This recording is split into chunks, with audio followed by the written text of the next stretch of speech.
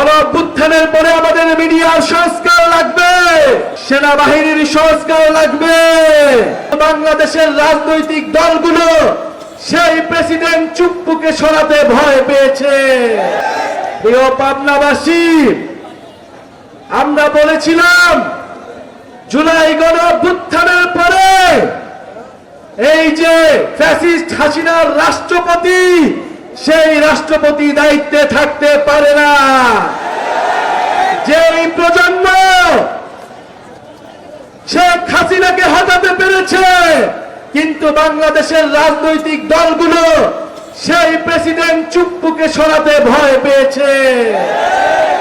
গণ অভ্যুত্থানের সাথে তারা প্রতারণা করেছে, জনগণের সাথে প্রতারণা করেছে।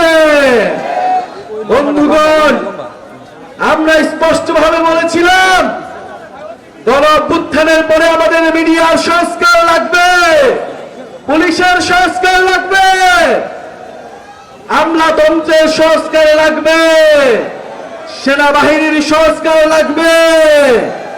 সংস্কারের মধ্য দিয়েই আমরা নতুন দেশ গড়ব। বিচার সংস্কার এবং নতুন সংবিধানই আমাদের অভিমুখ।